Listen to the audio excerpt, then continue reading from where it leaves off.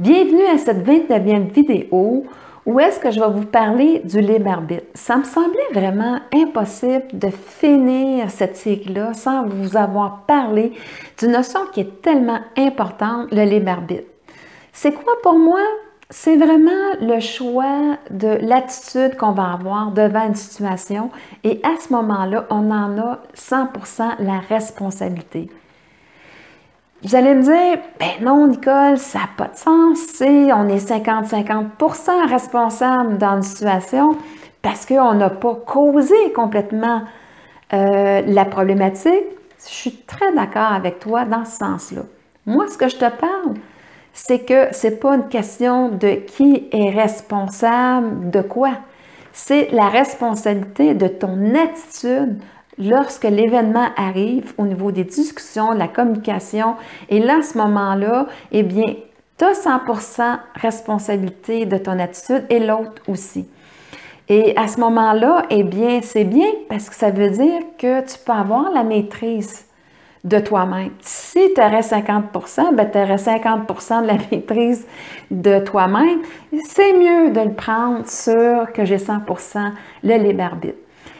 Si tu as l'impression de ne pas avoir de libre arbitre, c'est probablement que ton ego te piège, tout simplement dans sa réaction, soit dans ta façon de réagir de façon répétitive face à même genre de situation, ou encore que tu te laisses embarquer dans l'émotion de l'autre personne. Et là, à ce moment-là, eh bien, c'est certain que tu vas avoir l'impression de ne pas avoir de libre arbitre, que c'est quelque chose que tu subis et que la notion de libre arbitre n'existe pas. Ce que j'ai pensé faire pour cette vidéo-là, c'est de t'emmener 3 exemples différents où est-ce que je vais t'exprimer la différence entre les deux et à ce moment-là, bien, ça te permettra de voir comment arriver justement à avoir un libre arbitre et une attitude positive dans ta vie. Alors, le premier événement, c'est je suis directeur d'une entreprise et j'ai un employé qui arrive, il est en colère, il est hors de lui-même, il est rouge comme une tomate. Si moi, je suis dans mon ego, cela, je risque vraiment de vouloir me protéger inconsciemment de son énergie. Je vais dire, wow, attends là, tu vas aller te calmer, puis après ça, tu viendras me voir. Parce que là, de la manière que tu es là, moi, ça ne me tente pas. Et là, à ce moment-là, je vais juste augmenter sa frustration à la personne, sa colère, parce qu'il va se sentir pas accueilli. OK? Et en fait, c'est juste un système, comme je disais, de protection qui était là.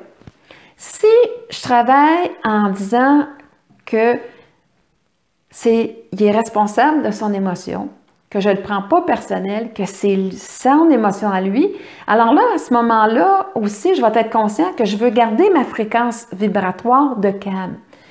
Parce que quand j'accueille quelqu'un, bien, la ressource de calme est très utile pour trouver des solutions. Donc, ça va donner la situation suivante. Oh, wow! Je ne sais pas, Toto, ce qui t'est arrivé, mon homme, mais tu es vraiment frustré et en colère. Écoute, tu sais, tu as le droit d'être en colère, tout ça, là.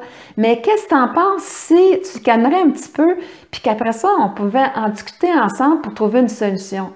Qu'est-ce que tu en penses? Alors, vous voyez toute la différence de ce que je viens de dire.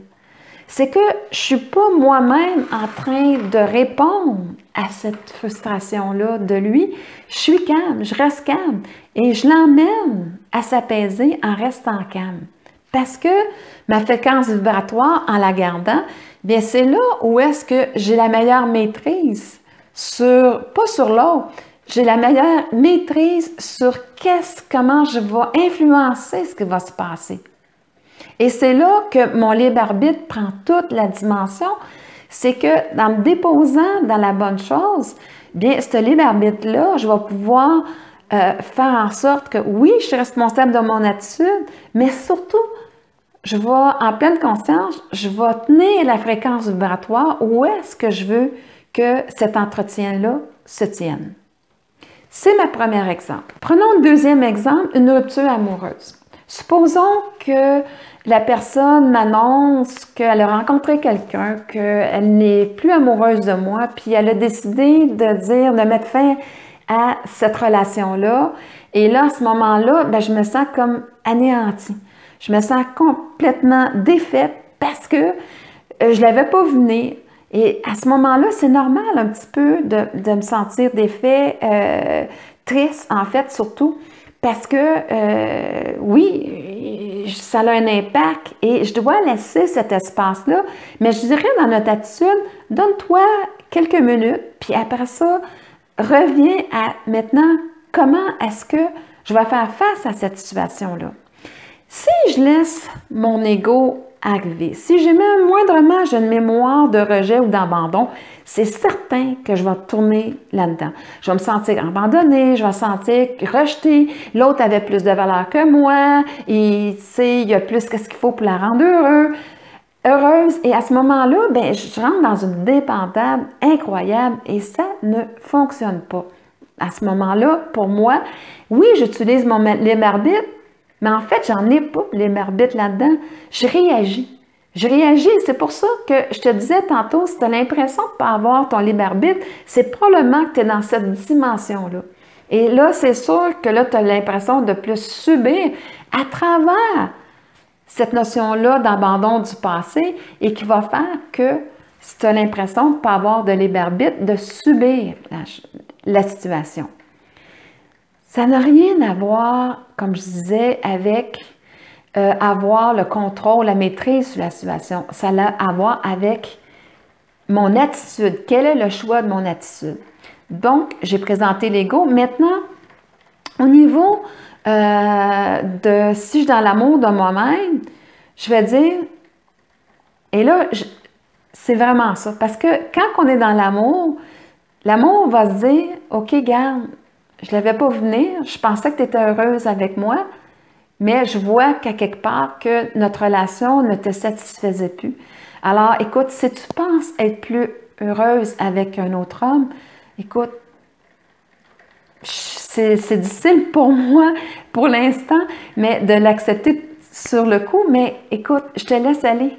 Je te laisse aller parce que pour moi, je t'aime assez et je m'aime assez aussi pour mériter quelqu'un qui soit dans ma vie, qui m'aime et que je l'aime. Alors, si tu n'as plus ces sentiments-là pour moi, c'est correct. Je vais revenir à avoir justement cette possibilité-là de trouver quelqu'un qui va avoir ces sentiments-là et que je vais avoir ces sentiments-là.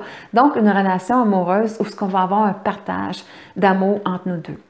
Alors, tu vois comment c'est complètement différent.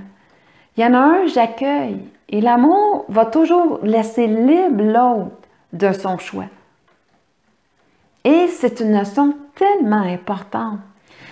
Dites, ben oui, mais tu me dis, c'est pas facile, Nicole. Oui, mais ça se fait. Plus tu es dans l'état de ne pas le prendre personnel, de l'accueillir et de laisser le libre choix à l'autre de vivre la situation comme il choisit de la vivre, mais à ce moment-là, ça va te donner la liberté aussi d'avoir l'attitude aussi pour bien vivre cette situation-là. C'est surtout ça là-dedans que je t'emmène. La troisième situation, c'est supposons que ça fait 30 ans que je travaille pour une compagnie et il y a des mises à pied. Là, je fais partie de ces mises à pied-là.